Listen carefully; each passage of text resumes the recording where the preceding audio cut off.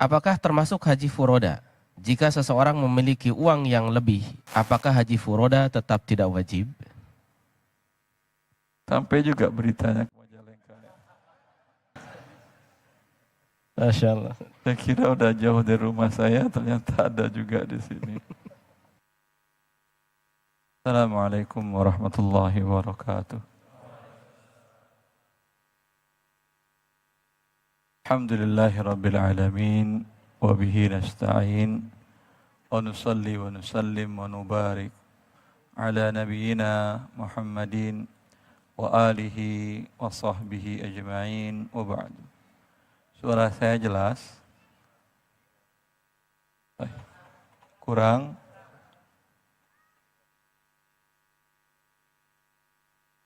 Bismillah. Sekarang? Belum juga? Nanti kemakan nanti ya. Bismillah. Sekarang lebih baik. Khawani wa khawati fillah. Ini pertama kali saya ke Majalengka dan panitia jazahumullah khairan memintakan temanya harta haram muamalat kontemporer. Makanya saya bawa bukunya langsung. Antum telan ini 710 halaman.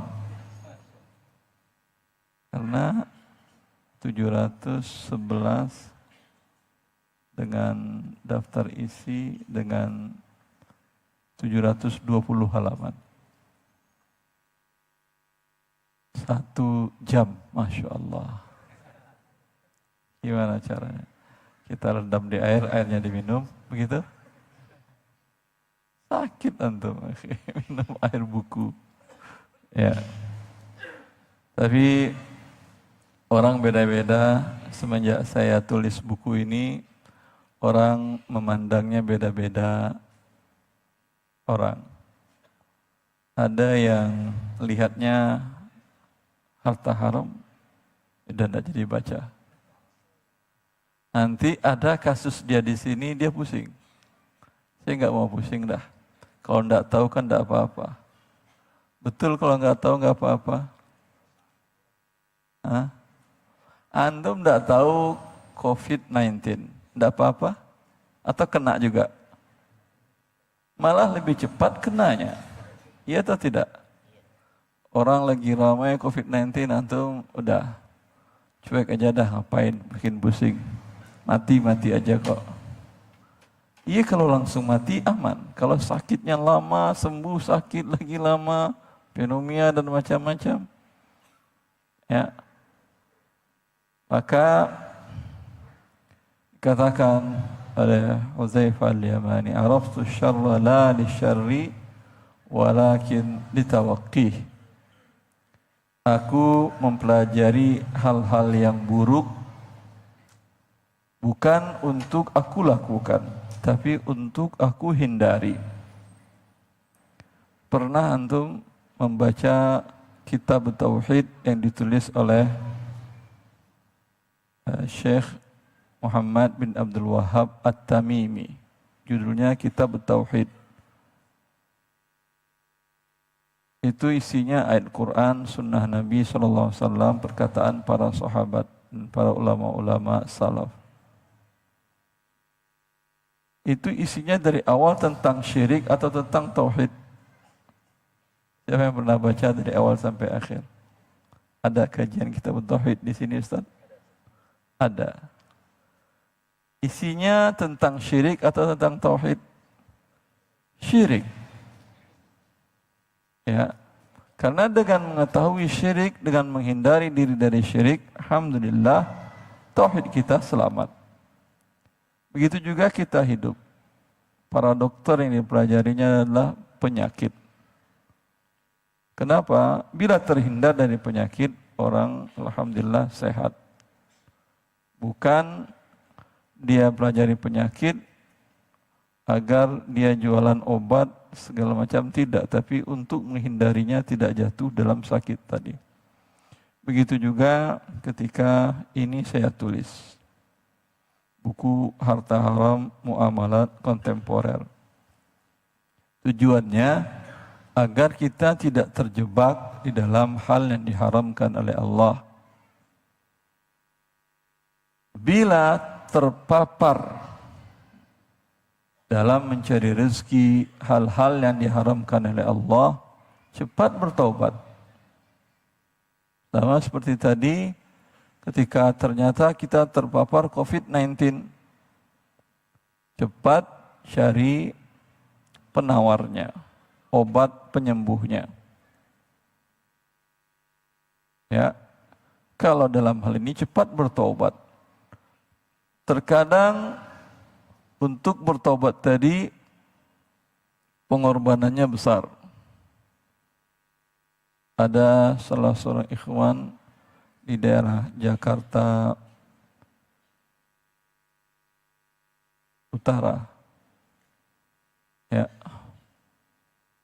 Dia seorang pedagang di Pasar Senen di Jakarta Pusat. Ketika dia mendengar ceramah saya di YouTube tentang menjual barang KW, barang palsu, dia selama ini jual barang KW selama 19 tahun. Tapi semenjak dia dengar itu haram dari kajian saya di YouTube, dia nggak pernah tenang. Suatu ketika dia cari saya ke rumah, saya tinggal di pinggiran Jakarta Timur, di Bogornya saya.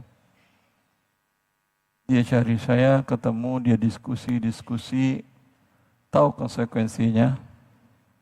Dia harus melepas sebanyak 3 miliar rupiah pendapatan yang didapatkan dari produk KW. Tapi dia katakan, alhamdulillah Ustaz, semenjak saya dengar Ustaz mengatakan jual barang KW itu haram, saya datang langsung ke pabrikan di Cina, pabrikan jam tangan. Saya bikin merek sendiri dan saya patenkan.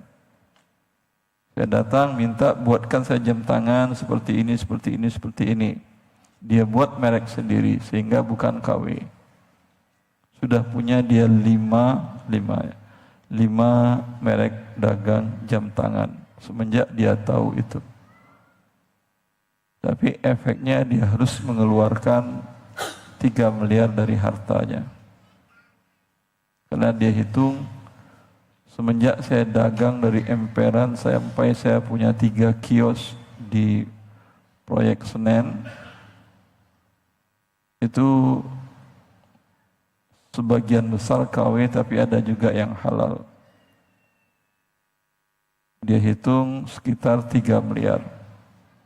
Dia mengatakan, saya sudah berjanji Ustadz, berazam, rumah saya di Rawamangun itu saya akan jual dan uangnya saya apakan Ustadz? Anda berikan kepada pemegang merek yang asli karena Anda menzolimi mereka. Wah, saya tidak tahu Ustaz. Seiko siapa pemegang mereknya? Citizen siapa pemegang mereknya? Kalau Anda tidak tahu, sedekahkan kepada fakir miskin dan kemaslahatan umum. Niatkan sedekahnya untuk nama mereka. Walau mereka non-muslim, tapi akan bermanfaat bagi mereka sedekah tersebut. Berat kan ya? Maka itu yang saya katakan, orang lihat buku ini ketakutan. Ada lagi ustadz yang lain, teman dulu waktu kuliah di Jakarta, saya buka daftar isinya, saya baca, oh ini kayaknya pernah saya lakuin, udah tutup bukunya, gak baca lagi. Hanya judulnya saja. Ya. Tapi ya ikhwan, memang konsekuensinya bila terlanjur berat. Ini karena kita di dalam hidup untuk mencari harta, kita tidak pernah belajar ilmu halal haramnya. Pernah saya kajian di Atrium Blok B. Blok B di Pasar Tanah Abang, Jakarta Pusat. Di Blok B, di Atrium. Ini bawah, itu toko-toko sampai lantai 8, 10, toko-toko di bawah dibuat. Biasanya tempat showroom kan, showroom mobil, showroom apa. Ini kajian. Teman-teman subhanallah bikin kajian di situ. Semuanya ngelihat para pedagang-pedagang tentang harta haram. Ya. Karena kebutuhan mereka. Mereka sering mengatakan, kita memang tidak pernah belajar. Orang kalau tidak pernah belajar pasti jatuh dalam hal yang dilarang. Kami dulu berangkat dari kampung, kata mereka, itu punya satu filosofi alam takambang menjadi guru. Karena kebanyakan orang Padang yang di sana Abang. Ada juga yang lain tapi kebanyakan Padang. Alam takambang menjadi guru itu belajar dari alam. Tidak pernah belajar dari guru. Ya, lihat orang begitu, dia coba. Dia orang begitu, dia coba. Ya, tentu tidak ada belajarnya. Karena itu, dari awal-awal generasi umat Islam, para ulama kita sudah sadar akan kesalahan orang dalam hidup berdagang, dalam bertransaksi.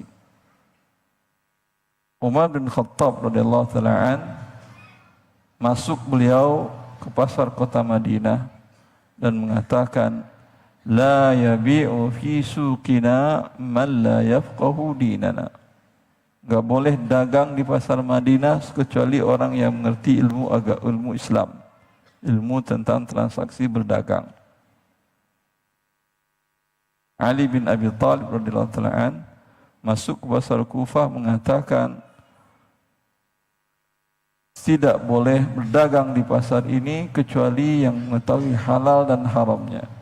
Kalau tidak, dari kalian riba itu tersebar di tengah masyarakat. Yang profesi lainnya itu biasanya ada standar profesi. Pedagang ada standar profesinya. Ada training untuk menjadi pedagang.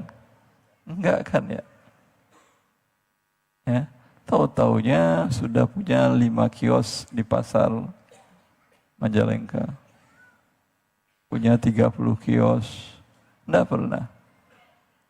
Itu yang mereka katakan tadi, alam takambang menjadi guru. Padahal ini kesalahan dalam prinsip hidup. Di masa Imam Malik, berarti setelah 100-an tahun dari wafatnya Nabi SAW, Harun ar-Rasyid, khalifah di waktu itu, meminta Imam Malik masuk ke pasar Madinah. Semua orang yang ada di pasar, mau penjual, mau pembeli, dites tentang ilmu syar'inya, hukum halal haramnya dia berdagang. Yang tidak bisa jawab, suruh angkat kaki dari pasar, pergi belajar dulu, baru boleh masuk pasar. Bagaimana kalau kita tes sekarang? Paling tinggal di masjid saya sendirian ini. Yang dites bukan penjual saja, bukan pedagang, pembeli juga dites. Ya. Itu pentingnya. Dan kajian akan halal haram dalam transaksi mencari yang halal itu, menjauhi yang haram itu, tidak di Majalengka, tidak di Jakarta, tidak di Jabodetabek, tidak di mana-mana, hampir tidak ada kajiannya di masjid. Iya atau tidak? Lalu dari mana umat akan faham? Dan pun di media cetak ataupun televisi dan radio hampir tidak ada kajian tentang halal haram dalam transaksi dagang. Dalam transaksi mendapatkan harta, menjual jasa, mendapatkan imbalan, hampir tidak ada. Bank syariah ada. Tapi sosialisasi, edukasi dari ulama-ulama Dewan Syariahnya di masyarakat ada. Hah? Tentang banknya saja tidak ada. Apalagi transaksi yang tidak ada di perbankan. Lalu kemudian bank-bank syariah itu mengeluh. Kita dari tahun 92 berdiri Bank Syariah Indonesia, Bank Muamalat. Sekarang berarti sudah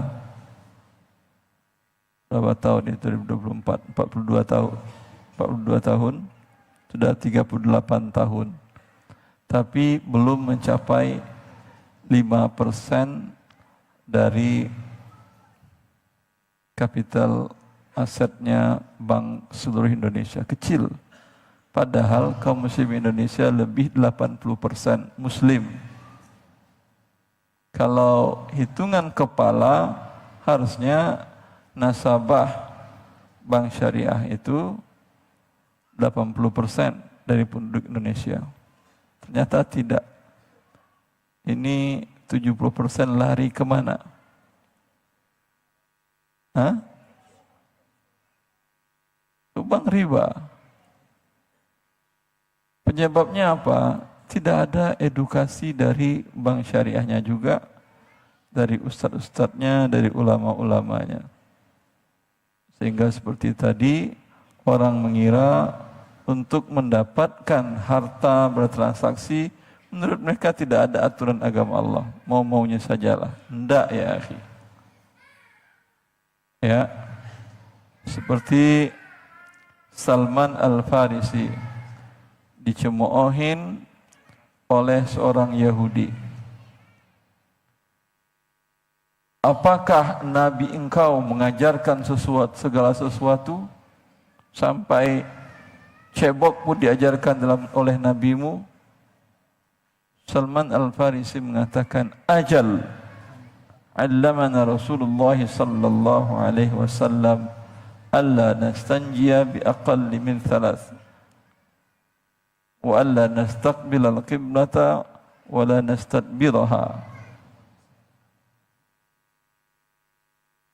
Salman dengan bangga, cebok diajarin dalam Islam. Itu remeh menurut Yahudi. Kata Salman, itu bukan remeh. Itu suatu hal yang agung. Nabi kami mengajarkan untuk kami tidak beristinja dengan batu kurang dari 3 batu. 3 batu.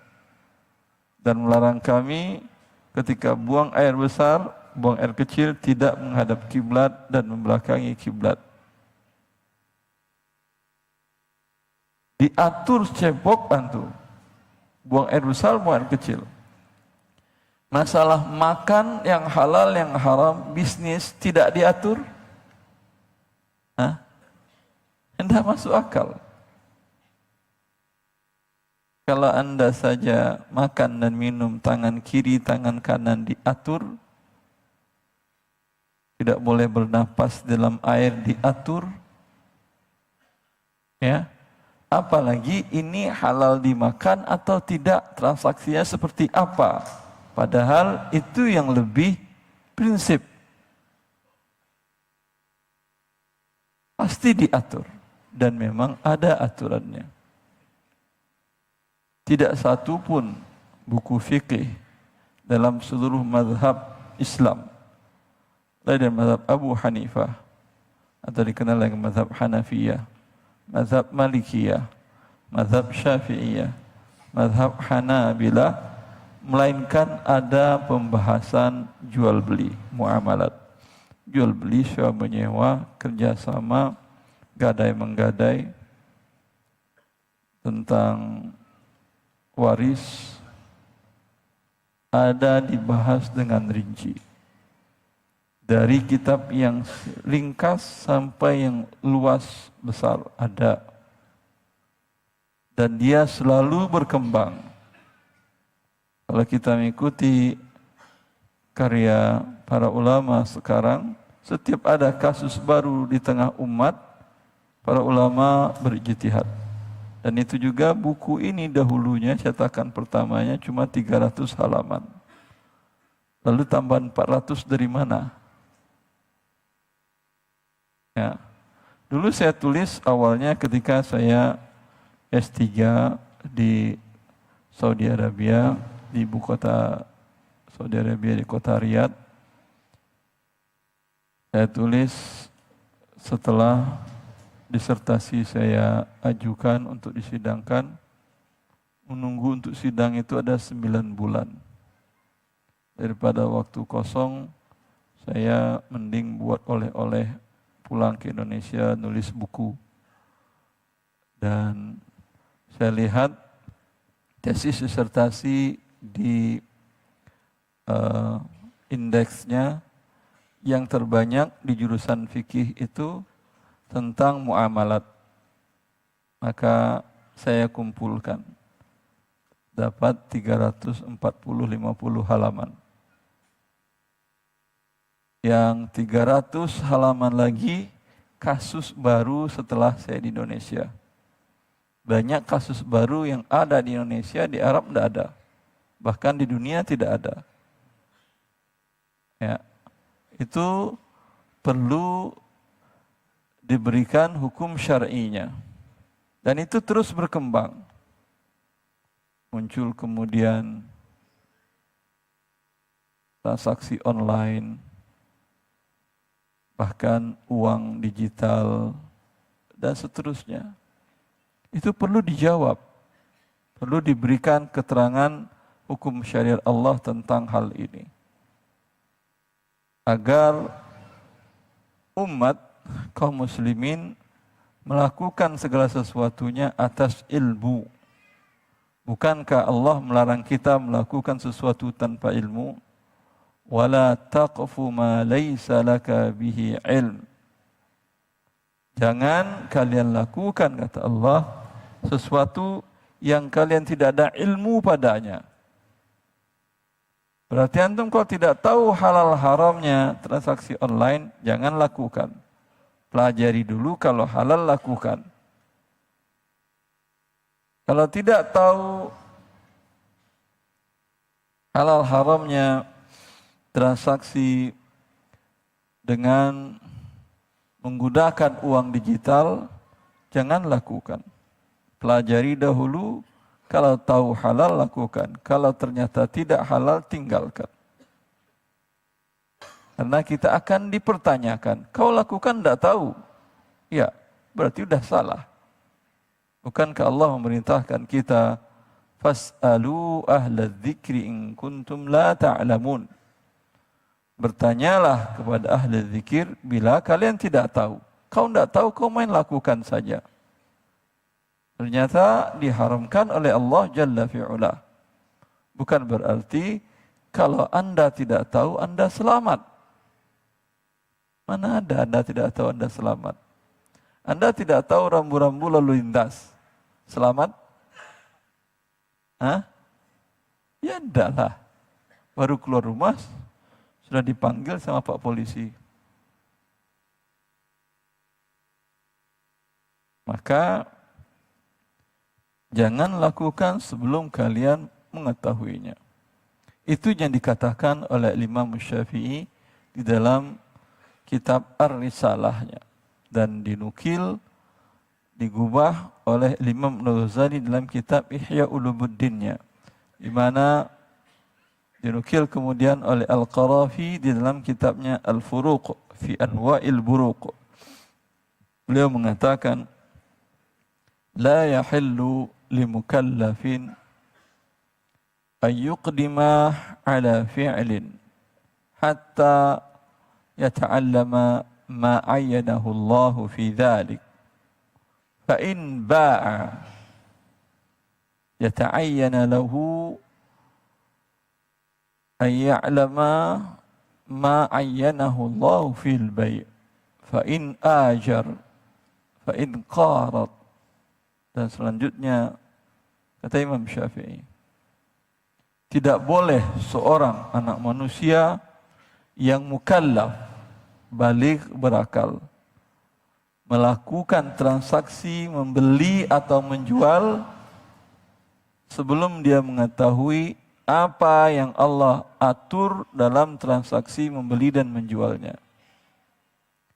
Tidak boleh dia menyewa barang atau menyewakan jasanya atau menyewa jasa orang. Itu repot cari tahu mobil siapa kan ya.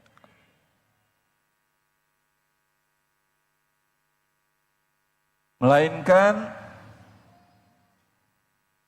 dia wajib mengetahui apa yang telah Allah tentukan dalam transaksi jasa tersebut.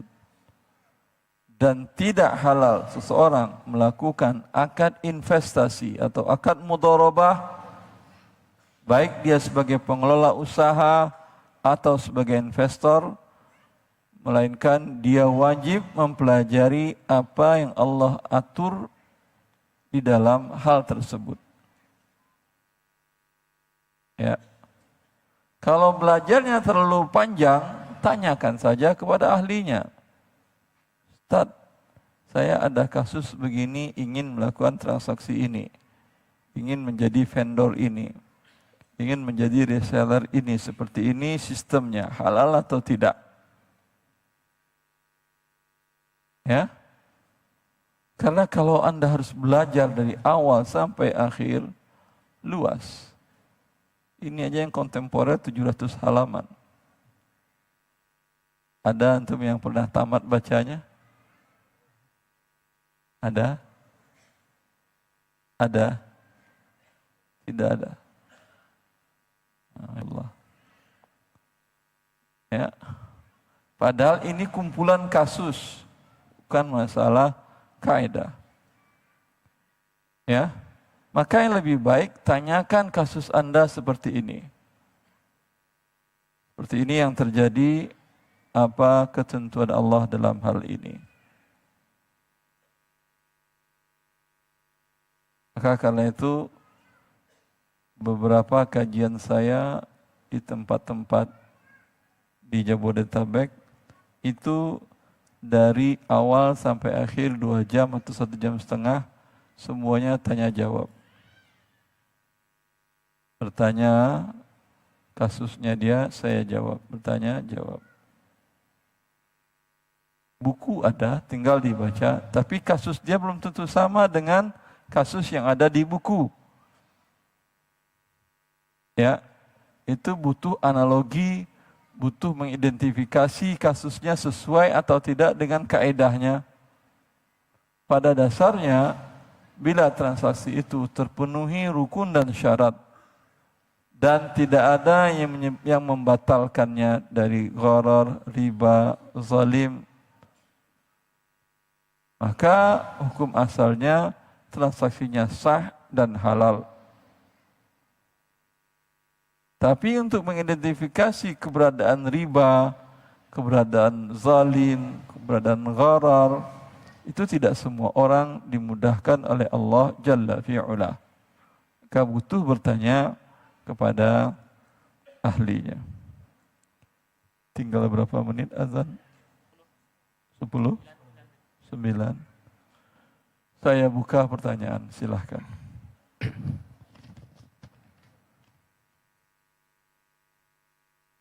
Ada pertanyaan yang masuk Ustaz. Bismillah. Assalamualaikum warahmatullahi wabarakatuh. Waalaikumsalam. Sallallahu alaihi Ustaz. Izin bertanya Ustaz, bagaimana hukumnya menurut syariat Islam jika seorang pegawai yang terikat jam kerja menyia-nyiakan waktunya saat bekerja? apakah hal itu berpengaruh terhadap kehalalan gajinya? Kemudian yang kedua Ustaz, lalu bagaimana pula jika yang lalai justru pihak perusahaan? Misalnya mempekerjakan pegawai di luar jam kerja resmi dengan dalih loyalitas tanpa kejelasan atau kompensasi yang adil. Apakah hal ini dibenarkan dalam tinjauan syariat? Jazakumullahu khairan wa barakallahu fiikum. Allah barik fiik. Ya. Dalam transaksi tentu ada dua pihak. Masing-masing pihak ada hak dan kewajiban masing-masing pihak. Dalam transaksi menjual jasa. Ya. Satu perusahaan, satu karyawan. Ya. Ini masing-masing ada ketentuannya. Yang menjual jasa, dia wajib memenuhi akad yang dia buat. Allah mengatakan, ya ayyuhalladzina amanu aufu bil uqud. Wahai orang-orang beriman, penuhilah akad kalian. Dan Nabi SAW mengatakan, al-muslimuna ala syurutihim. Orang-orang muslim itu mereka memenuhi persyaratan yang mereka buat. Bila tidak ada persyaratan dituangkan tertulis atau lisan, kembali kepada umumnya seperti apa. Kalau dari awal Anda bekerja, Pak, saya mau kerja di toko Bapak.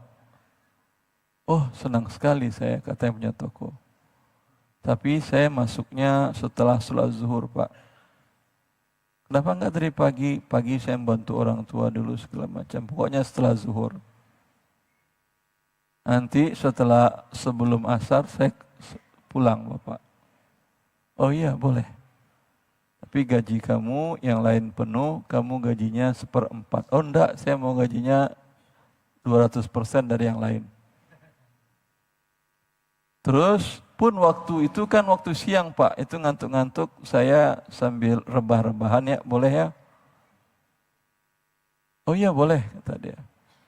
Tapi gaji kamu yang lain penuh, kamu 1/8. Pergi tidur siang ke toko orang minta gaji. Tapi dia jujur. Ya. Kalau dalam hal seperti ini boleh. Berarti dua-duanya memenuhi akad. Yaitu dia kerja sambil tidur-tiduran, kemudian hanya dari setelah sholat zuhur sampai sebelum sholat asar. Gajinya 1/8. Boleh, silahkan. Tapi kira-kira ada yang mau menerima Anda? Hah? Kalau ada, alhamdulillah. Ya.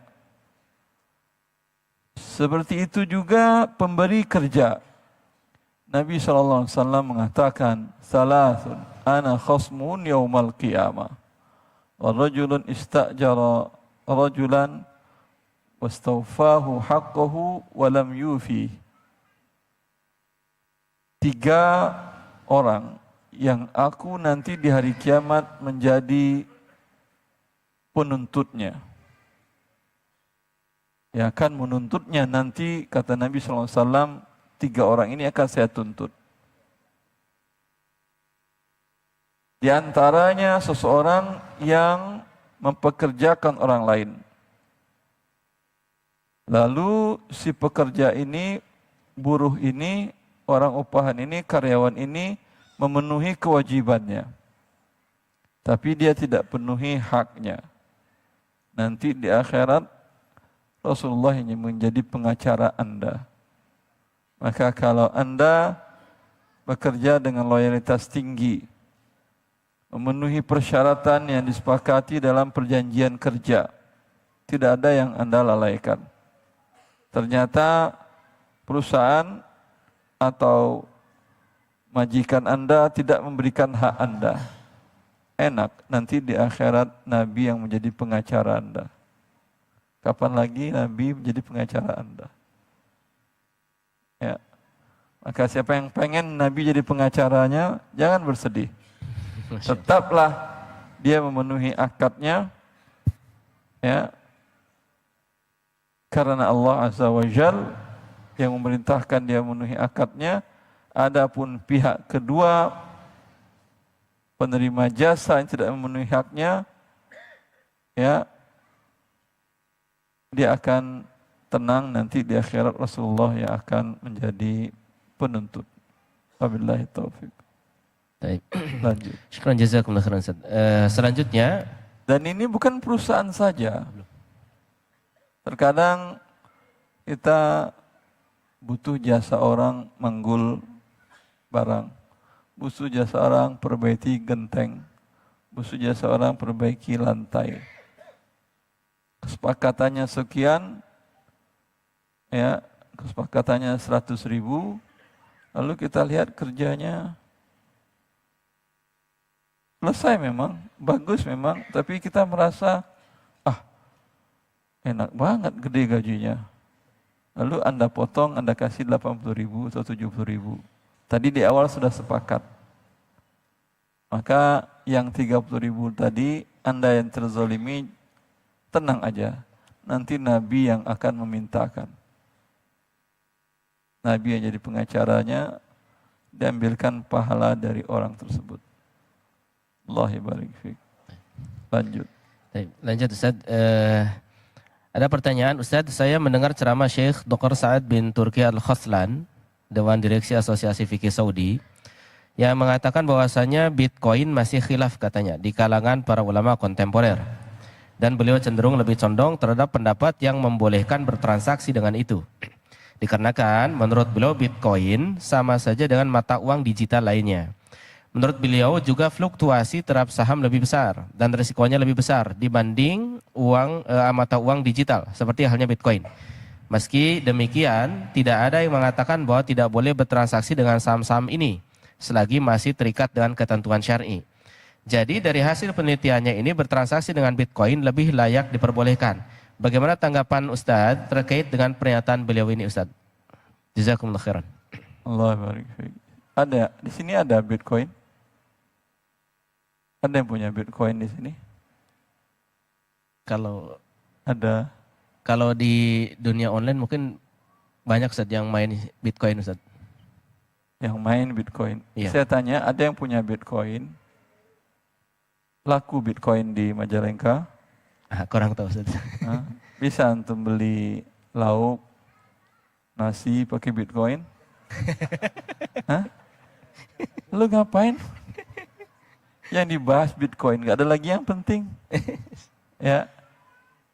Ini orang kebutuhannya Bitcoin itu, ya, untuk capital gain-nya ketika harganya tinggi. Tapi siap-siap, sesuatu yang lompat-lompat dia, tinggi lompatnya, jatuhnya juga semakin dalam. Diperkirakan di 2035. Antara 2030, ketika komputer kuantum ditemukan, Bitcoin itu yang harganya sekarang ratusan juta jadi nol. Karena dengan komputer kuantum semuanya enkripsinya bisa diselesaikan dengan cepat. Nah, sebelum itu datang, selesaikanlah Bitcoin Anda. Nah, punya travel. Bukan, saya umroh Ustaz. Saya mau berangkat umroh. mau berangkat umroh. Saya Terus yang meminta 2 juta travel atau pemerintahan Saudi Arabia? pihak travel Ustaz. Ya, travel. Ya, apakah dizolim atau tidak? Ya begitu Ustaz. Dalam kesepakatan tidak ada. Tidak ada karena Dan dalam isunya di media massa juga ada atau tidak? Ada, bahwa Tat. pemerintah Saudi menambahkan biaya visa sepihak. wallahualam Ustaz, saya kurang tahu, cuma saya dibebankan karena ada biaya penambahan. Mau nggak mau saya harus terima, padahal saya sempat ya sudah kalau gitu saya batal aja lah. Kalau batal saya potong, kata mereka. Batal, potong, lanjut, nambah. Lanjut nambah. Padahal akadnya sudah lunas, Tat. Jadi sama ruginya kan ya? Iya. Sama ruginya. Sama ruginya, Tat. Lebih baik berangkat. Ya mau. Baik, Allah barik fiik. Alhamdulillah wassalatu wassalamu ala Rasulillah wa alihi wa sahbihi wa man ihtada bihuda wa ba'du. Akad bila sudah ada kesepakatan dari awal, maka tidak ada tambah kurang lagi. Ya, kecuali kondisi force majeure. Force majeure itu kondisi darurat. Darurat itu penyebabnya memang Allah tentukan, bukan disebabkan oleh dua pihak yang bertransaksi.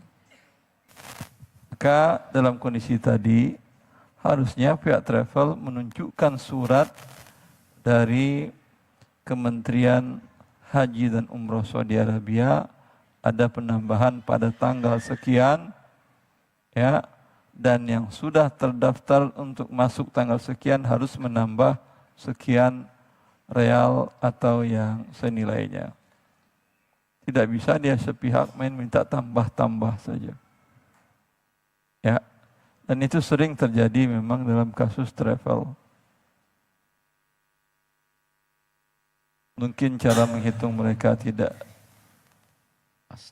teliti, atau memang objek di sananya seperti hotel dan tiket mereka memang belum miliki, sehingga ketika kondisi high season, permintaan umroh banyak, biasanya yang belum bayar DP atau belum bayar digeser, pindah ke tempat lain, kemudian pihak travel meminta tambahan ke jamaah.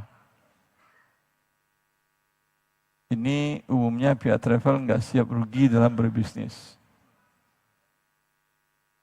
Ya, kecuali kasusnya force majeure. Tapi dalam kasus Anda, saya wallahu alam, saya tidak tahu. Waktu itu Ustadz pernah mengadakan kayak daurah gini khusus travel, Tat. Cuma saya ngikutnya hanya kayak streaming aja. Jadi dari teman-teman saya yang pihak travel mengadakan waktu itu pematerinya Ustadz. Waktu itu apa saya jawab? Masih yang saya maknai sih masih rancu, karena yang ditanyakan tuh hanya bolehkah ini Ustadz mengatakan win-win solution itu. Tapi saya sempat nitip pertanyaan, kalau yang sudah lunas apakah masih tetap dimintakan lagi, karena akad yang saya pahami akadnya sudah lunas. Kalau sudah lunas ya selesai, terlepas nanti dari pihak travel ada penambahan biaya, itu istilahnya resiko bisnis seperti itu. Iya, tapi Anda berhadapan dengan pihak yang Anda dirugikan. Berangkat rugi, tidak berangkat lebih rugi lagi. Ya, kecuali Anda berada di daerah, di sebuah komunitas, pengadilannya betul-betul adil. Itu bisa Anda adukan dia. Tapi ketika Anda di Indonesia tidak ada itu, otomatis tinggal mengadu ke Allah. Yang dia lakukan kalau betul force majeure, ya, tidak mungkin dia bisa berangkat. Seperti tadi, bagaimana dia menentukan ini kebijakan dari kementerian, tinggal dia bawa surat resminya, dia terjemahkan ke bahasa Indonesia yang asli dan resminya, silahkan. Tapi nggak bisa. Ya, bukan nggak dapat untung, tapi kami harus nombokin. Kalau umpamanya tidak ada penambahan, itu lain hal. Jelas? Wallahu a'lam.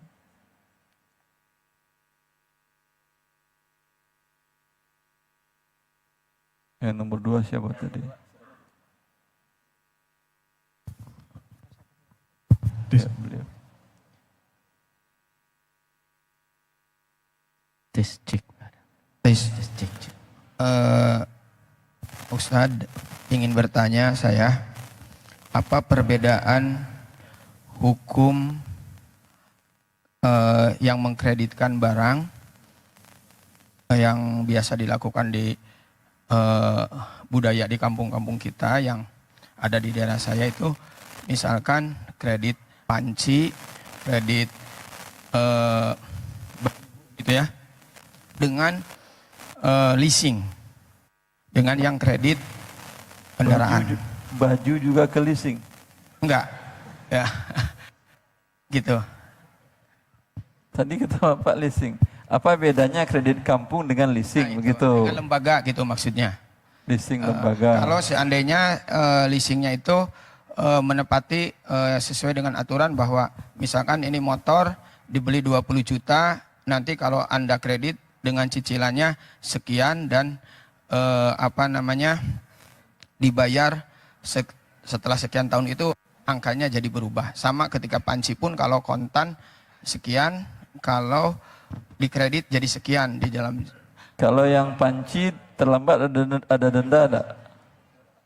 Kalau yang panci dan baju kalau terlambat ada denda apa tidak?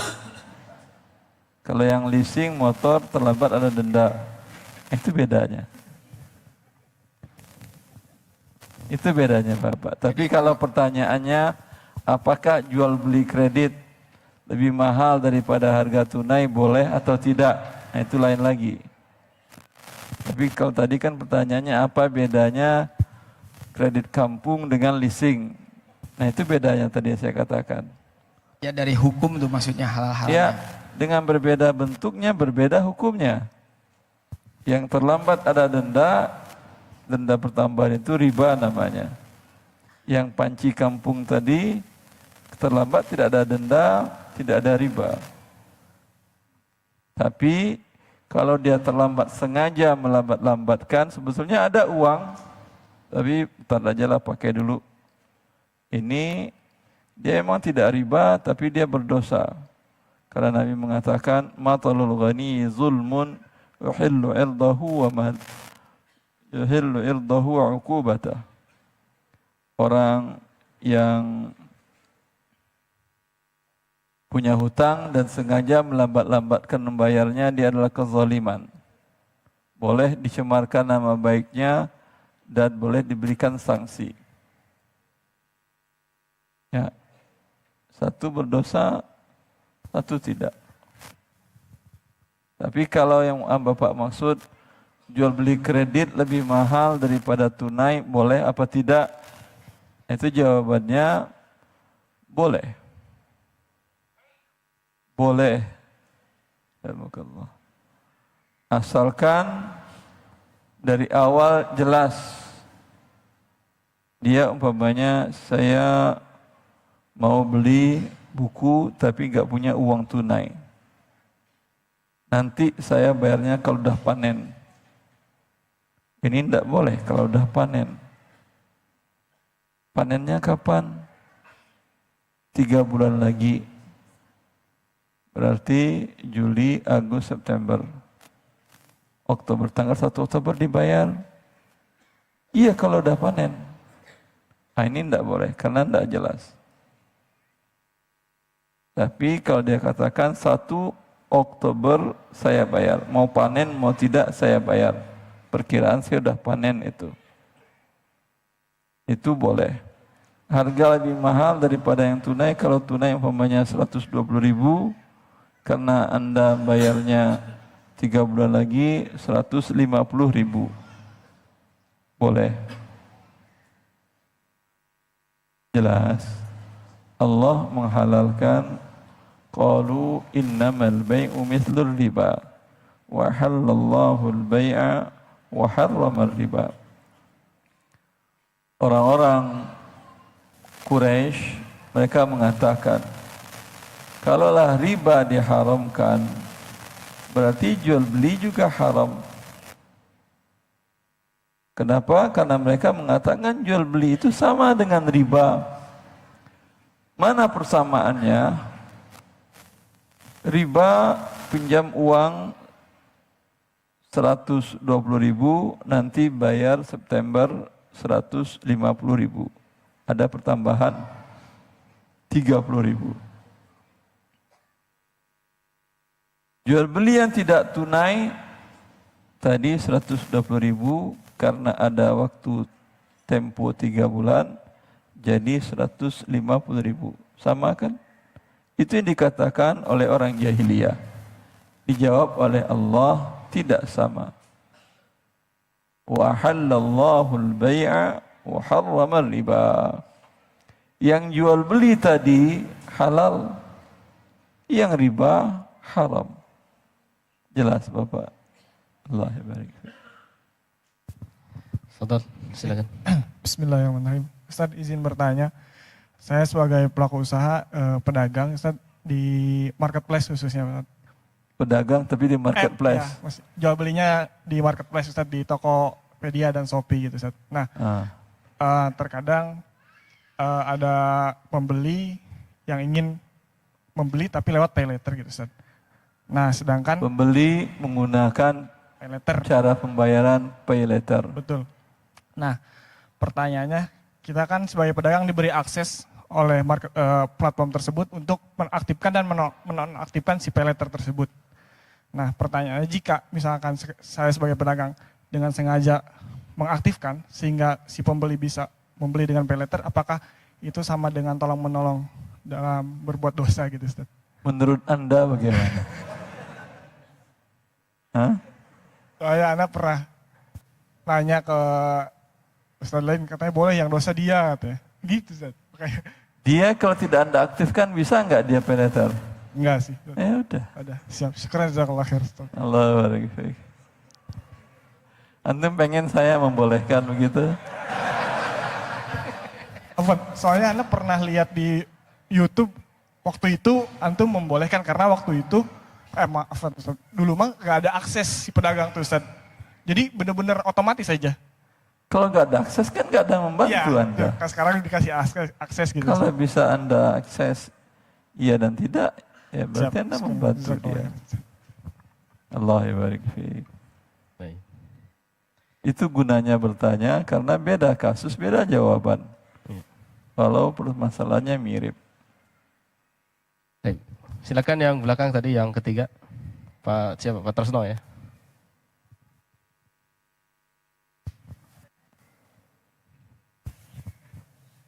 Ya, nah. Bismillahirrahmanirrahim. Assalamualaikum warahmatullahi wabarakatuh Ustaz. Waalaikumsalam warahmatullahi wabarakatuh. Izin Ustaz bertanya terkait masalah jual beli di dalam pendidikan. Kebetulan basic anak itu kan pendidik pengajar di sekolah SD Ustaz. Masya Allah. Dan programnya itu kan biasa sudah masyhur itu ada market day Ustaz. Nah bagaimana pandangan syariat terkait masalah itu tentang jual beli mendidik anak-anak untuk di program market day. Itu boleh apa enggak Ustaz? Baik. Allah mengatakan wabtalul yatama hatta idza balagun nikah fa in anastum minhum rusyda fadfa'u ilaihim amwalahum. Dalam ayat yang lain Allah mengatakan wala tu'tus sufaha amwalakum allati ja'alallahu lakum qiyama. Ayat yang kedua bermaknakan jangan kalian serahkan harta kepada orang-orang yang tidak mengerti nilai harta. Ya. Jangan serahkan kepada dia. Yang harta itu kata Allah adalah tonggak kehidupan kalian. Di ayat yang lain sebelumnya tadi Allah mengatakan uji anak yatim. Anak yatim berarti belum balik.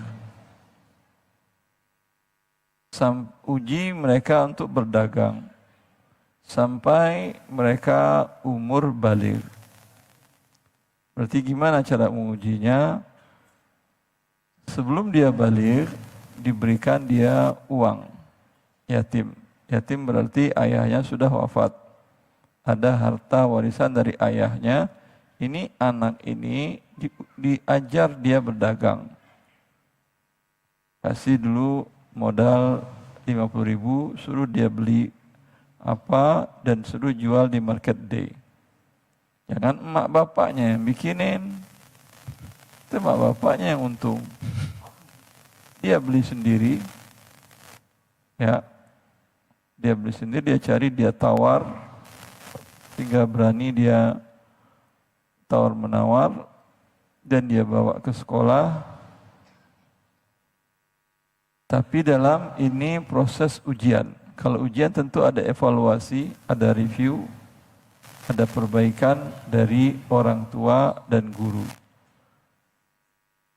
Ya, mereka datang bawa ke sekolah, orang tua, orang guru, mamanya lihat review apa reviewnya terhadap barang-barang yang dibawa. Ya, apakah barang yang halal atau barang yang tidak halal atau barang yang tidak berguna atau barang yang merusak.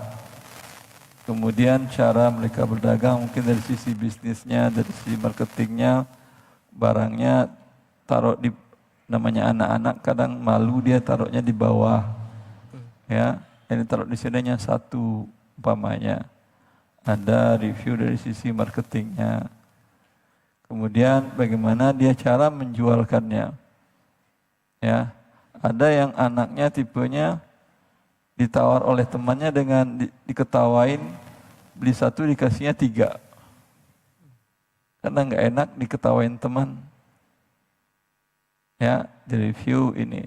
Sampaikan ke dia, dididik, ini tidak boleh, ini merugikan kamu dan seterusnya. Itu yang diperintahkan Allah Azza wa Jalla. Kalau ternyata gagal terus, berarti dia belum bisa untuk dilepas berdagang. Begitu juga di market day tadi. Bentuknya adalah pengajaran. Karena anak SD belum balik umumnya kan ya. Bentuknya adalah bagian dari pendidikan. Di review, sampaikan masing-masing. Ada yang mungkin penyampaian evaluasi secara umum, ada yang per anak. Karena nggak enak kalau dikata-katain di depan anak yang lain. Ya, ini bagus. Ini bagus mengajar mereka berdagang. Apalagi gurunya bisa menyampaikan mana yang halal, mana yang haramnya. Jelas. Dan yang paling penting barangnya barang yang biasa ditransaksikan anak SD. Anak SD boleh jual beli buku ini? Pernah antum lihat anak SD beli buku ini? Enggak kan? Ini berarti tidak biasa ditransaksikan mereka. Ini bisa transaksikan mereka air mineral yang kecil, permen, cake satu-satu camilan, bukan kue tar, bukan ya, harganya murah-murah di bawah jajan mereka biasanya berapa?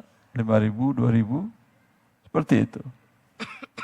Kalau ada yang bawa mainan di rumahnya mau dijualnya dengan harga 50.000, kata bapaknya, kamu udah nggak mainin, mending jual aja bawa ke market day. Harganya berapa Pak? 50.000. Nah, ini tidak boleh. Karena di luar kebiasaan dia untuk mentransaksikan. Jelas? Jelas, Ustaz. Allah barik. Selanjutnya pertanyaan dari Bila tanpa ini tidak bagus. Kebanyakan ya anak-anak di hari market day itu minta bahan. Atau terkadang dia tabung untuk market day itu untuk traktir teman-temannya. Ya. Terkadang si penjualnya tadi yang lihat barangnya nggak laku dia nangis, down si anak itu. Udahlah selamanya saya nggak bisa jadi dagang. Review dari gurunya terkadang jarang. Bahkan mungkin tidak ada. Jadi dibiarkan seperti tadi, alam terkembang menjadi guru. Gurunya alam saja, gurunya yang asli diam. Tidak, disampaikan review, disampaikan evaluasi. Nah, itu baru dia mendidik. Allah barik. Lanjut, Ustaz. Selanjutnya pertanyaan dari salah seorang akhwat ini. Afwan Ustaz izin bertanya, Afwan Ustaz, jika kita sudah memberikan waktu dan menyuruh karyawan untuk sholat, tapi mereka ada yang tidak sholat, apakah berdosa bagi saya sebagai Allah? biasanya tidak sholat, Anda owner tidak berdosa. Tetapi orang yang durhaka kepada Allah itu sial. Ya, orang sial itu. Karena yang durhaka kepada Allah tidak ada yang bisa memprediksi apa azab yang Allah berikan kepada dia. Kalau sedang di toko Anda gara-gara dia, petir menyambar toko Anda. Mau gimana? Hah? Atau rampok sebanyak itu toko-toko Anda yang dikejar perampok. Karena adanya orang sial ini. Mau Anda di tempat lingkungan Anda ada orang sial? Ya. Di masyarakat kita di masa lampau, bila ada orang berzina dianggap orang sial kan ya, biasanya diapain? Di sebagian tradisi diarak di kampung, harus bayar sekian ekor kerbau, dipermalukan dan seterusnya. Walau itu tidak sesuai syar'i, tapi mereka meyakini itu sial. Sekarang Allah sudah mengatakan bahwasanya salat itu adalah tiang agama. Perbedaan antara Islam dan kafir adalah salat. Kalau dia murni kafir, tapi dia jujur, ya, Anda masih bisa mempekerjakannya. Tapi ini dia mengaku Islam, tapi tidak salat. Kalau Allah saja dibohonginnya, apalagi Anda bosnya manusia. Siap-siap aja usaha Anda digulung dia. Tapi orang yang jujur dengan Allah, tidak pernah meninggalkan salatnya, dia tidak akan berani membohongi Anda. Ya. Hasan al-Basri, ya, beliau menasihatin, bila kalian ingin menikahkan anak wanita kalian, lihat salat orang laki-laki itu. Kalau sholatnya selalu di masjid dan di saf depan, aman. Ya, anak Anda akan aman. Karena amanah Allah untuk dia melakukan sholat, dia jaga. Apalagi ini amanah Anda manusia. Tapi kalau enggak Anda temukan dia di masjid, amanah Allah saja dia sia-siakan, apalagi amanah Anda para manusia.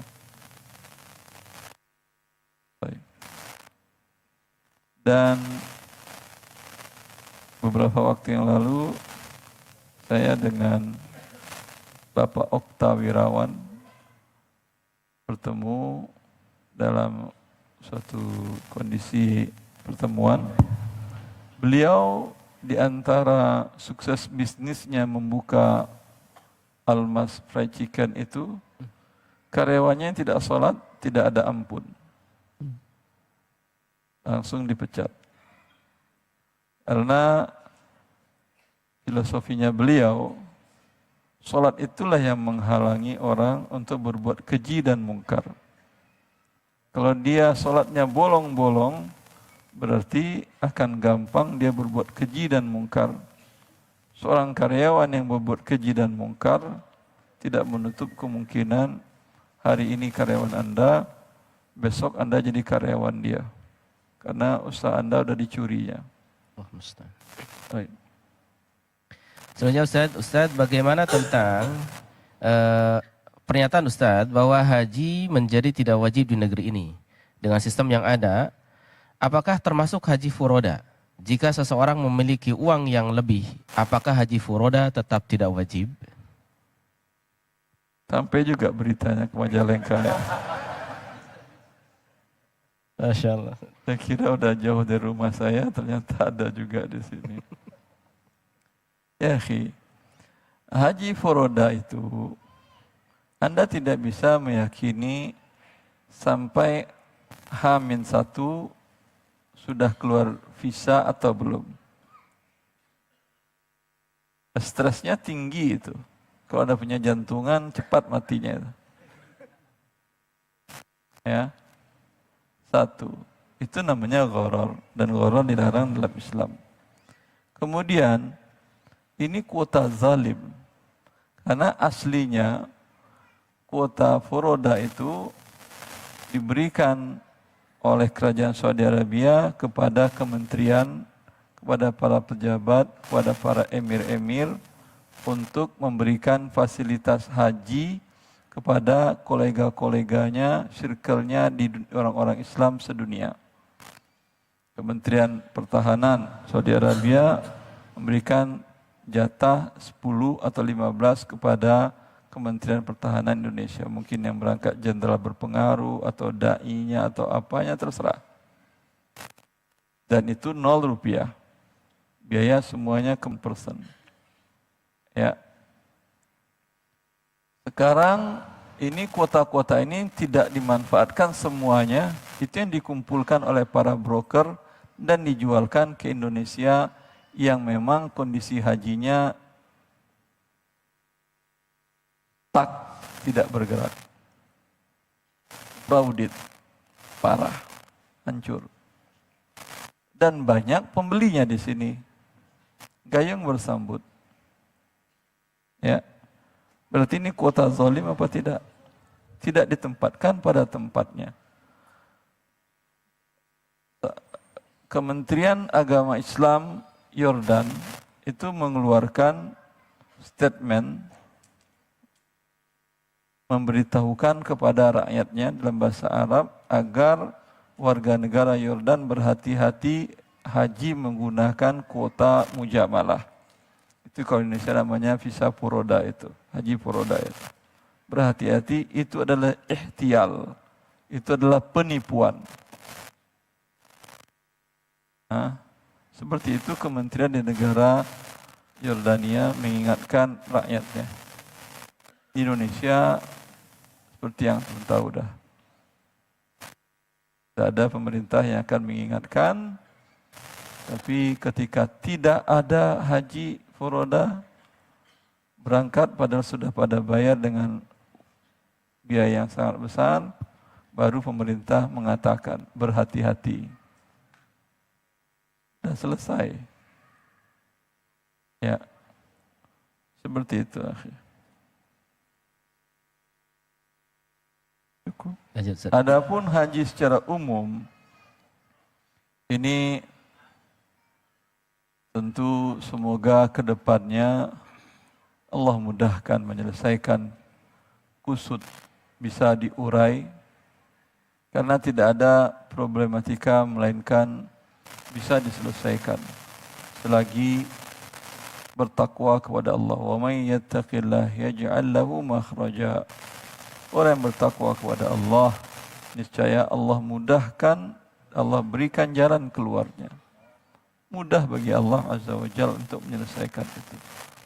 Dengan syarat para pengelolanya sekarang diberikan ke BP, badan pengelola yang langsung ditunjuk presiden, bukan lagi di bawah kementerian, dengan syarat mereka orang-orang yang bertakwa dan berniat baik untuk kaum muslimin di Indonesia, pasti Allah mudahkan solusinya. Wabillahi taufiq. Selanjutnya, Ustaz, saya usaha jual beli kendaraan bekas. Misal, harga kendaraan dari kita itu 50 juta rupiah. Tetapi dijual sama mediator 55 juta. Dan saya mengetahui bahkan menyetujuinya. Bagaimana hukumnya saya sebagai pemilik kendaraan, Ustaz? Kalau Anda mengatakan ke mediator atau broker, jualkanlah dari saya 50. Terserah kamu jual berapa. Ya. Ini surat-suratnya mau dibawa, silahkan, kopiannya. Itu boleh. Dia jual 55, dia jual 57, dia jual 60, boleh, tidak ada masalah. Kalau kesepakatannya dari ini berdasarkan asar dari Abdullah bin Abbas, diriwayatkan Imam Bukhari dalam kitab sahihnya, beliau mengatakan, bi' hadza thawba bi kadza fama fawqahu fahuwa laka. juallah pakaian ini dari saya sekian. Terserah engkau menjualnya, selisihnya untukmu. Boleh. Kalau Anda mengatakan jual 55, kamu dapat umpamanya 5%. 55 juta berapa 5%-nya itu? 2.700.000. Hah? 2.750 ya? Ya. Ternyata dia jual 60 juta, tetap untuk dia 2.700.000. Karena tadi Anda katakan 5% dari 60 juta. Berarti selisih 5 jutanya hak Anda. Maka kalau Anda broker, atau apa namanya tadi? Ya.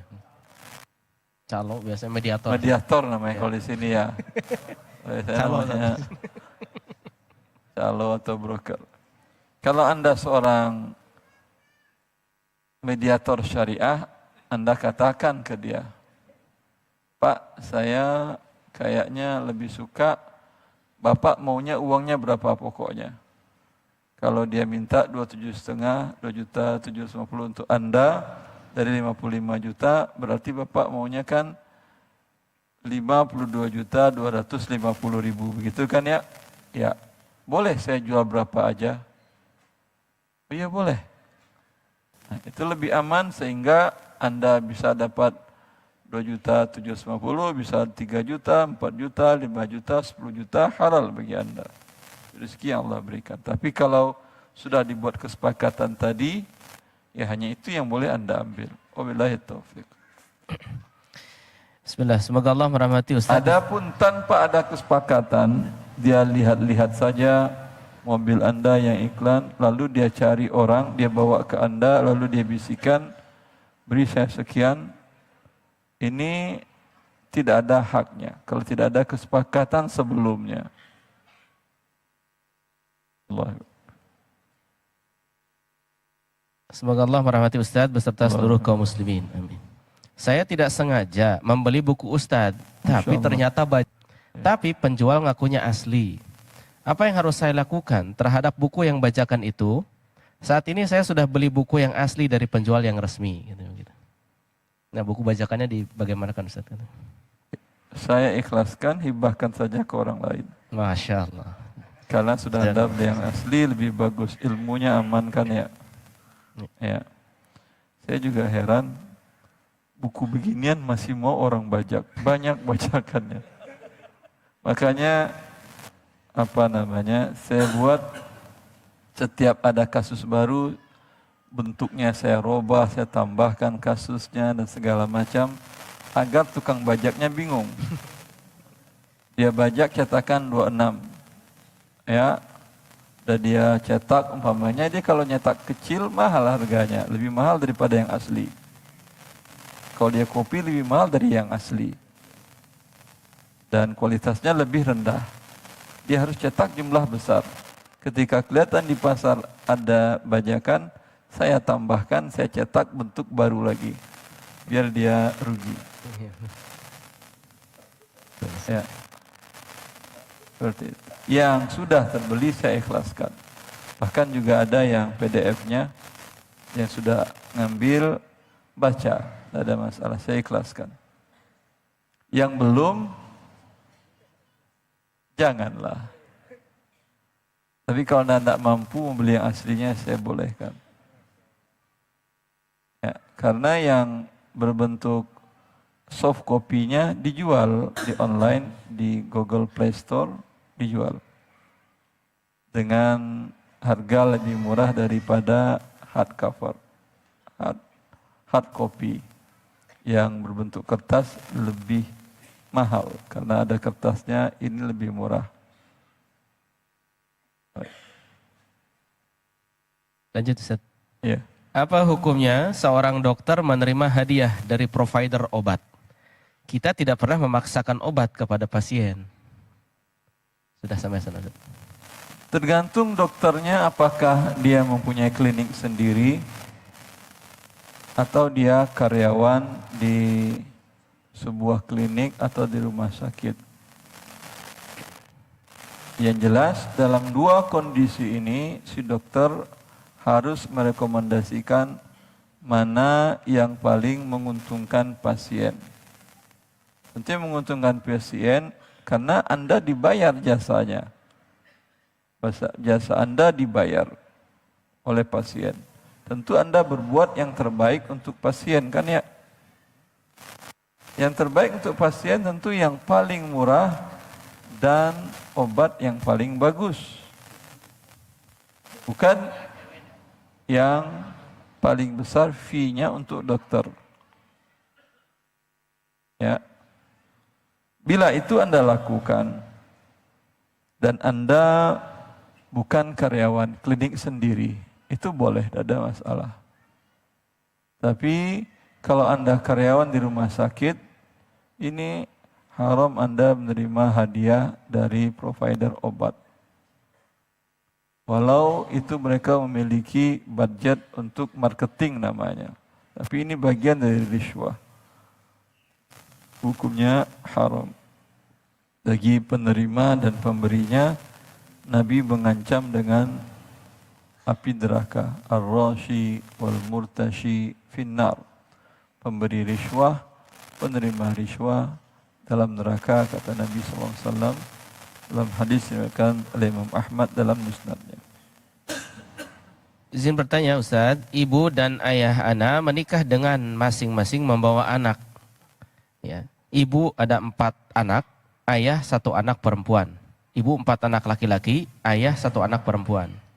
Kemudian mereka mempunyai 1 anak perempuan dari pernikahan yang sekarang. Yang jadi pertanyaan, orang tua anak mau menghibahkan hartanya kepada anak-anaknya. Tanah seluas 600 meter persegi. Berapa masing-masing anak akan mendapatkan bagian Ustadz? Dan apakah anak yang tidak satu susuan akan kebagian atau tidak? Jazakallahu khairan Ustadz. Yang tanah milik siapa? Ayah apa ibu? Di sini tidak disebutkan tapi orang tua Ustadz bilangnya. Saya nggak bisa jawab. Iya. Ini yang bertanya bisa ditambahkan informasinya. Tanahnya milik ayah atau ibu? Kalau milik ayah hanya wajib berlaku adil kepada anaknya. Anaknya tadi 1 anak hasil pernikahan yang 1 baru laki atau 1 perempuan si ayah? Di sini 1 anak kalau ayah bawa anak 1 perempuan Ustaz. 1 perempuan tambah dengan anak barunya 1 anak perempuan juga. 1 anak perempuan. Dia hanya wajib adil kepada 2 anak perempuannya. Oh gitu. Ya. Kalau tanah milik ibu, dia hanya wajib adil kepada 4 anak laki-lakinya dan 1 anak perempuannya. Adapun yang bawaan suaminya bukan anak dia. Dia berikan tidak apa-apa, dia nggak berikan pun nggak ada masalah. Billahi taufiq. Bagaimana status harta yang didapatkan bagi seseorang yang bekerja di atas kapal?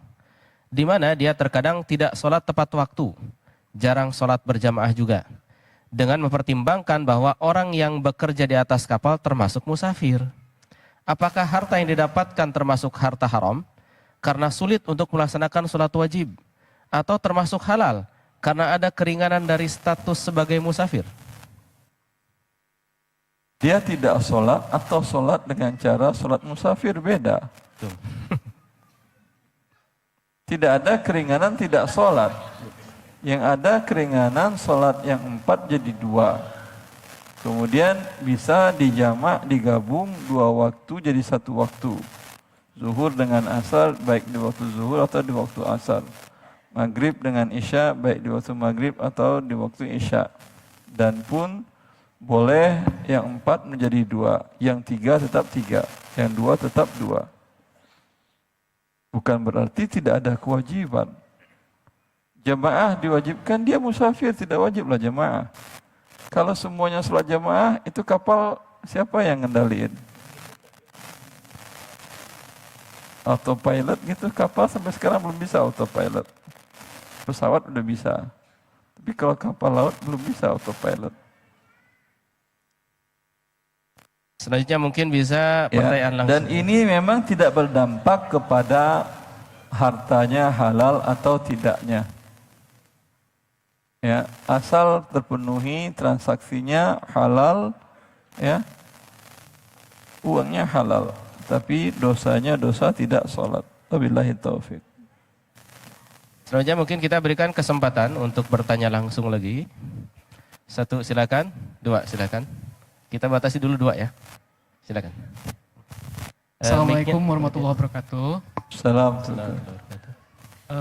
Izin bertanya Pak Ustadz, saya ada ketertarikan untuk jadi afiliator toko online di e-commerce. Namun sebagai fakir ilmu, saya masih terganjal keraguan-raguan perihal jual beli online via e-commerce gitu. Jual beli online, Via e-commerce. Ya, ya e-commerce. ya betul. Di mana di perihal ketika saya membeli barang katakanlah via e-commerce, barang pesanan seolah tertunda di kurir sekian hari gitu. Seolah ya, saya kurang Apa? paham. Ketika saya katakanlah membeli barang di e-commerce, Terus barang pesanan tersebut perlu pengiriman sekian hari via perlu kurir. pengiriman, waktu Ya. pengiriman terus. Apakah itu termasuk tertunda? Kemudian dari segi dana pembayaran untuk penjual, itu selama barang belum sampai di pembeli, artinya dana pembayaran masih katakanlah tertunda di e-commerce, belum tersampaikan ke si penjual. E-commerce ini menerima kuasa terima dari penjual. Iya betul, Ya, jadi dengan diterima oleh e-commerce sudah diterima oleh penjual berarti karena dia wakilkan. berarti seperti itu. Terus Ya. Berarti dalam hal tersebut tidak ada jual beli utang dengan utang, begitu Ustaz? kalau dia ketika sebelum dia check out, Ya, ya dia bayar terlebih dahulu, ya, dan dikonfirmasi oleh penjual, berarti saat itu sudah tidak ada hutang dengan hutang. Jelas? syukran. Jazakallah. Allah barik fiik. Ya, silakan. Cek. Bismillah. Assalamualaikum warahmatullahi wabarakatuh. Salam warahmatullahi wabarakatuh. Izin Pak Ustadz, saya ingin menanyakan terkait hukumnya saat ini apabila tetap membeli produk-produk boykot yang jelas dananya mengalir kepada Zionis Israel. Karena sudah jelas di mana-mana pengetahuan tentang perusahaan dan barangnya yang masuk kategori Zionis. Kecuali mungkin yang tinggal di pulau perbatasan India itu yang Pak Ustadz ya. Yang tidak boleh disinggahi oleh aturan negara pun itu kan itu jelas tidak akan terpapar terkait informasi. Nah, ini terkait hukumnya bagaimana Pak Ustadz? Karena di sini ingin menyamakan terkait persepsi ataupun hukum jelasnya seperti apa gitu. Karena sudah pasti barang-barang dan produknya kita semua sudah tahu karena sudah di-share di media-media kecil ya, kecuali media-media massal yang tentu sangat pro kepada Zionis. Terima kasih Pak Ustadz. Jazakallah. Apakah boleh apa tidak gitu? Ya, hukumnya Hukumnya. terkait yang jelas terafiliasi dengan Zionis Israel gitu Pak Ustadz. Ya. Terima kasih. Produknya halal, Halal, bagus. bagus, Ada pilihan lain? ada. Kalau tidak ada pilihan lain, tidak ada masalah Anda beli. Dan bagi Anda penting yang mana? Tentu yang tidak ada masalah. Yang tidak ada masalah kan ya? Ya begitu akhi. Anda punya saudara dibunuh-bunuhinya, kemudian ditindasnya, masih mau Anda belanja ke warungnya, itu bermasalah kejiwaannya itu. Perlu dibawa ke psikiater. Psikiater, iya. Betul. Ya, yang tadi benar sudah, itu sesuai dengan fitrah sebagai manusia sehat. Jelas? Iya, siap Ustaz. Allah barik. Iya, terima kasih Pak Ustaz. Selanjutnya, silakan.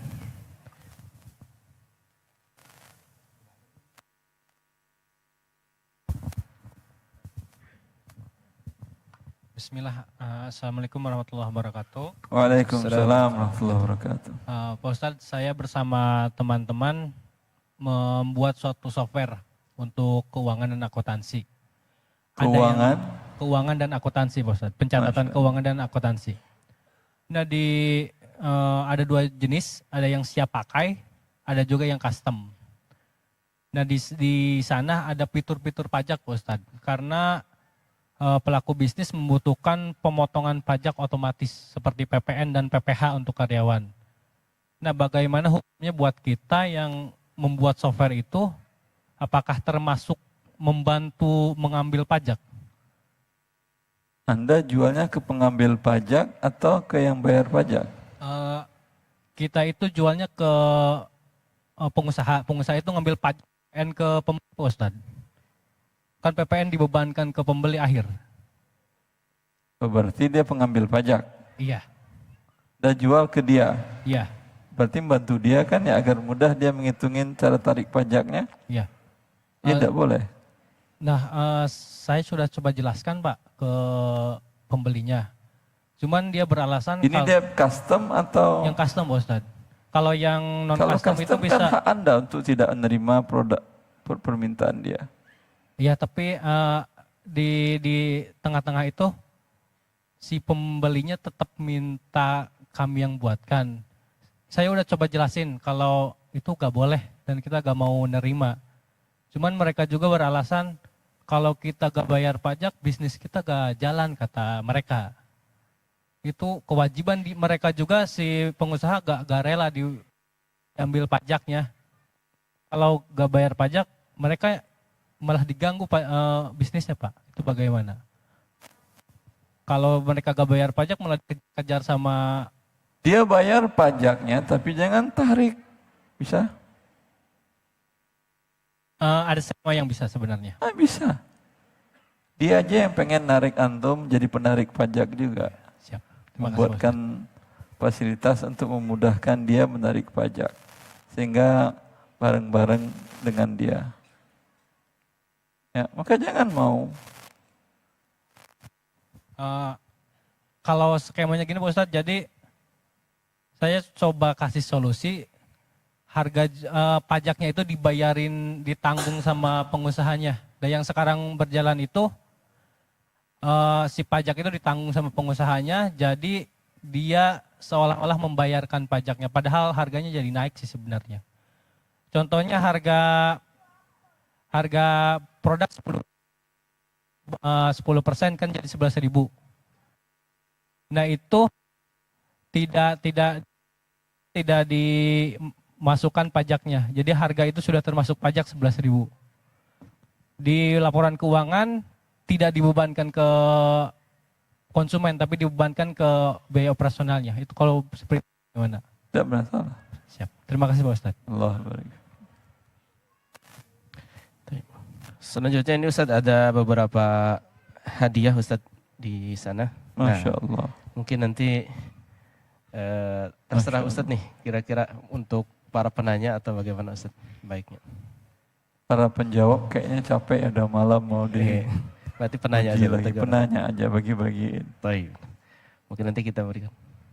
Baik. Kalau saya suruh siapa yang siap menjawab, kasihan nanti malam-malam mereka di beratin pertanyaan. Ustadz, apa dilanjutkan Ustadz? Boleh. Lanjut. Baik. Selanjutnya, pertanyaan berikutnya adalah, Assalamualaikum Ustadz, Afwan izin bertanya terkait apa hukumnya ketika guru diberikan hadiah oleh orang tua murid setiap akhir pembelajaran, setiap akhir tahun. Itu yang pertama. Yang kedua, misal kita membuat laporan untuk kegiatan di sekolah, lalu kita membuat anggaran yang dibutuhkan. Akan tetapi ada sisa uang dari anggaran kegiatan tersebut. Apakah uang tersebut boleh disimpan oleh bendahara atau uang tersebut dikembalikan lagi kepada pihak yayasan? Syukron wa jazakallahu khairan. Ya, bila orang tua yang memberikan hadiah di akhir semester, di akhir tahun ajaran kepada guru dan diterima oleh gurunya, ini orang tua adalah pemberi riswah dan guru penerima riswah, dan Nabi mengancam mereka berdua dalam neraka. ar-rashi wal murtashi finnar. Pemberi riswah, penerima riswah dalam neraka. Kalaulah orang tua, siswa, dan para pendidik calon-calon penghuni neraka, kira-kira anak dia yang statusnya anak didik, dalam pepatah kita, guru berdiri, kencing berdiri, murid kencing berlari. Kalau guru terima riswah hanya 100.000, 200.000 kain sarung, nanti muridnya terima riswahnya miliaran atau jutaan. Yang mendidik anak-anak generasi ini menjadi para koruptor ini, para guru dan para orang tua. Ya, apalagi kalau guru itu adalah figur dari siswa-siswa itu. Guru saya dulu terima kok dikasih hadiah sama ayah saya yang cerita, sama ibu saya yang cerita. Padahal itu orang menurut saya baik banget. Dia nggak minta kok. Maka ketika dia memegang jabatan, ada yang ngasih hadiah dia, walaupun dia tidak minta, dia terima itu secara otomatis. Karena manusia belajar melalui figur itu, ya, tidak bisa dilogikakan oleh dia, terbawa itu. Inilah penyebab makanya Indonesia menjadi negara paling banyak riswahnya. Karena para pendidik dan orang tuanya calon-calon penghuni neraka dengan perbuatan riswahnya. Saya izin bertanya, bagaimana hukumnya apabila mobil perusahaan BUMN atau ASN digunakan untuk kepentingan keluarganya? Misalnya untuk kepentingan istri dan anak-anaknya, atau di luar waktu kerja suaminya. Dan bagaimana hukumnya apabila pasangan kita yang bekerja di BUMN atau aparatur negara atau ASN ditugaskan dan mendapatkan fasilitas hotel untuk tugas, kemudian istri dan anaknya ikut menikmati juga hotel tersebut? Fasilitas negara diberikan untuk menunjang mobilitas dari aparatur sipil negara tadi yang berkaitan langsung dengan tugasnya. Adapun yang tidak berkaitan langsung kebutuhan pribadi individu, tentu bukan untuk itu disediakan fasilitas itu. Ya. Dan ini tidak di Indonesia, tidak juga di negara orang ada. Dulu waktu saya kuliah S3, profesor saya, Profesor Vicky, beliau mengingatkan mahasiswa-mahasiswa S3, teman-teman, karena kebanyakan mereka para dosen juga. Dia mengeluhkan banyak dosen-dosen muda ini tidak disiplin dalam memenuhi jam kerja di kantor, walau dia sedang studi belajar, tugas belajar. Masih ada kewajiban untuk standby di kantor dia pada waktu yang sudah ditetapkan. Dia mengatakan, saya semenjak jadi dosen sampai sekarang sudah profesor, sudah umur 70 waktu itu, hanya 2 hari saya tidak masuk pada jadwal yang sudah ditentukan itu, kata beliau. Kemudian saya punya tetangga, seorang militer dengan pangkat perwira tinggi. Itu kalau ngantar anak ke sekolah, dia gunakan mobil pribadinya, tidak pernah pakai mobil dinas. Ya. Itu contoh orang yang baik, yang takut kepada Allah Azza wa Jalla. Melanjutkan yang tadi Ustaz, misal kita membuat laporan untuk kegiatan di sekolah, lalu kita membuat anggaran yang dibutuhkan. Akan tetapi ada sisa uang dari anggaran kegiatan tersebut. Apakah uang tersebut boleh disimpan oleh bendahara atau uang tersebut dikembalikan lagi kepada pihak yayasan? Syukran wa jazakallahu khairan. Allah kembalikan ke yayasan. Uangnya dari yayasan kembalikan lagi kalau ada sisanya. Baik. bagaimana sikap penagih utang jika yang berutang mengatakan akan bayar utangnya tapi mau pinjam bank? Bayar utangnya hasil pinjaman dari bank.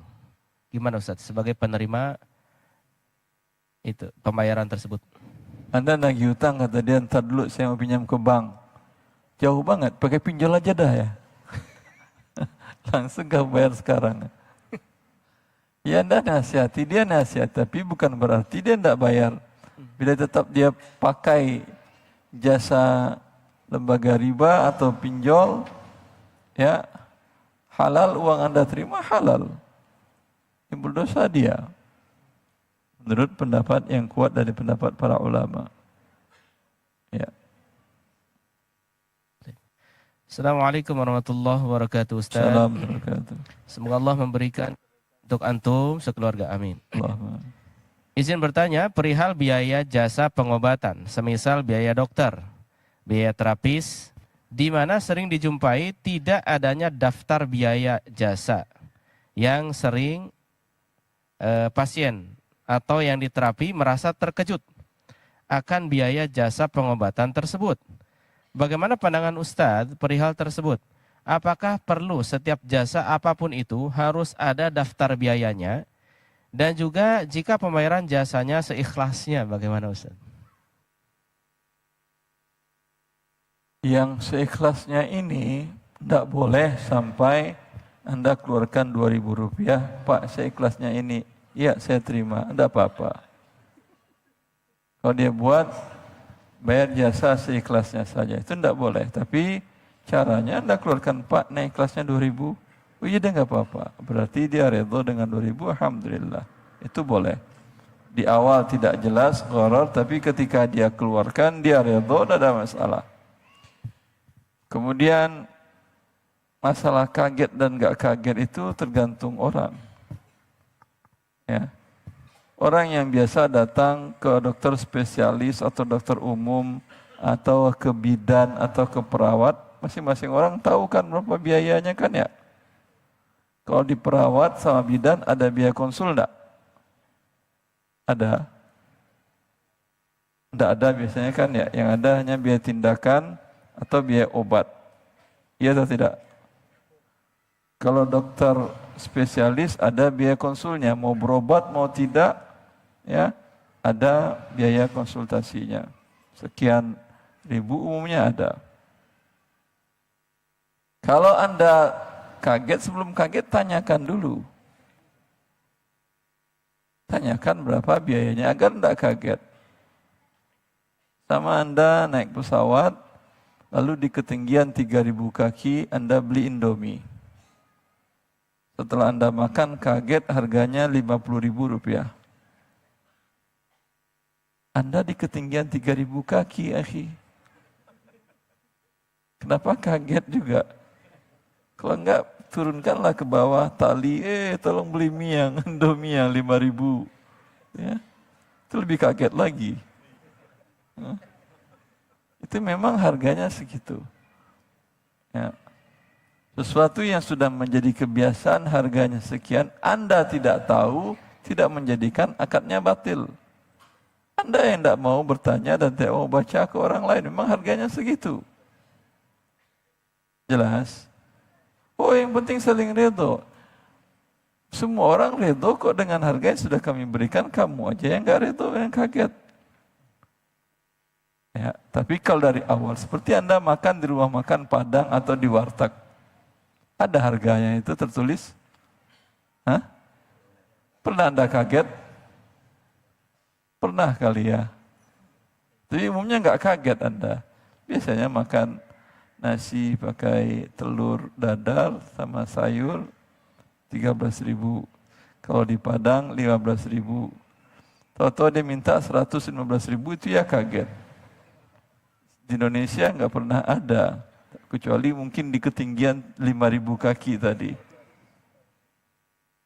Ya. Wallahu a'lam. Ustaz barakallahu fiik, bagaimana hukumnya apabila ada dua perusahaan buku penerbit menawarkan buku yang sama dengan harga yang beda? Tetapi yang satu ada fee-nya, harganya mahal Ustaz. Yang satunya lagi harganya murah tapi tidak ada fee-nya. Maka kita milih yang ada fee-nya. Gimana Ustaz, boleh nggak? Anda paksa murid Anda beli apa tidak? Tidak ada keterangannya Ustaz. Kalau untuk Anda sendiri pribadi, penggunaannya terserah Anda. Anda suka yang mahal, alhamdulillah. Tapi kalau Anda adalah bagian dari pihak sekolah yang akan memaksakan kepada siswa Anda, tentu Anda berbuat kebaikan yang terbaik untuk siswa-siswa. Itu yang paling bagus, yang paling murah. Baik. Wabillahi taufik. Ini mungkin pertanyaan terakhir Ustaz. Afwan Ustaz, bagaimana hukum memakai software KW sedangkan yang asli atau original belum terbeli Ustaz? Kalau belum bisa terbeli, buat sendiri aja. Ya.